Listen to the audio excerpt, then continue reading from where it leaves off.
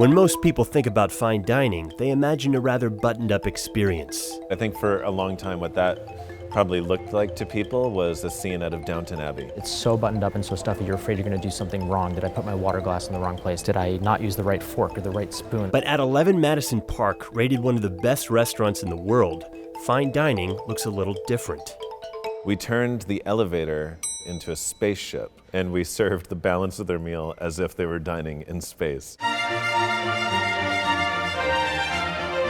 11 Madison Park, owned by restaurant group Make It Nice, is a 3-star Michelin-rated establishment in New York City.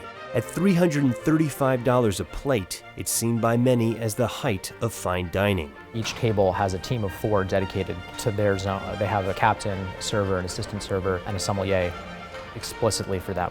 After years of growing the restaurant and building its reputation, owners Will Guidara and chef Daniel Hume were struck with a unique idea. I had been dropping food, and as I was walking away, I overheard them saying, "We had a great vacation. We got to go to Daniel, to Percé, to Jean-Georges, and now here, 11 Madison Park. What an amazing trip." And then one of the people said, "Yeah, but we never got to have a dirty water hot dog," which is kind of a thing in New York City, and they had missed that opportunity. And so I ran out to the street, got 2 hot dogs, brought them back to the kitchen. Daniel cut them up perfectly, plated them with a swoosh of mustard and a quenelle of sauerkraut, and we brought them out as the next course. We put that dish down, and the looks on their faces and the volume of their laughter.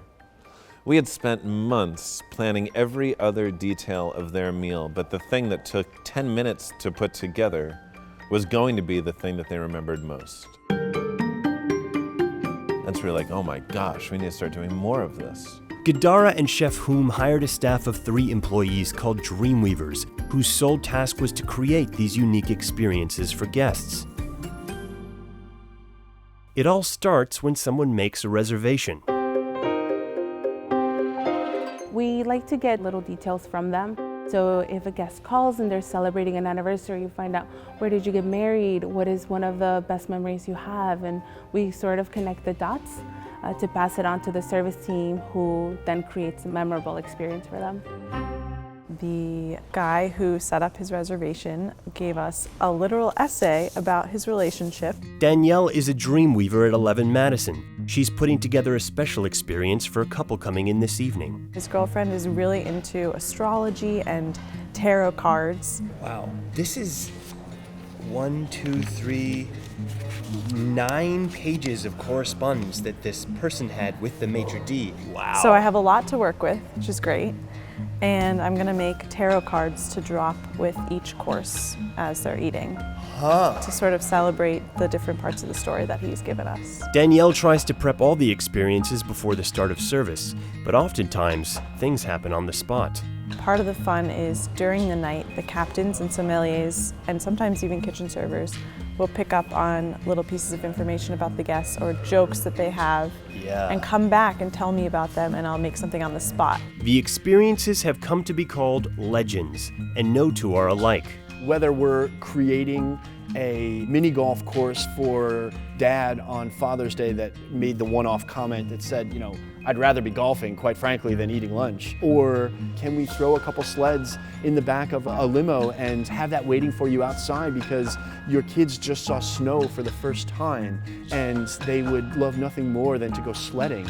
Some legends are big, some are small and simple, but not every guest is a fan. There's certainly been times when we have like old school guests here, maybe who have traveled from Europe and are used to a certain style of 3 Michelin star restaurant, and they just don't like it. They don't like our style of service, they think it's too casual. But I think if you're trying to do anything of significance, you can never appeal to everyone. What are people gonna want in 10 years? I don't know, it's hard for me to tell. I do know that there's a basic human desire to feel seen. There's a basic human desire to feel cared for, to feel understood, to feel welcomed.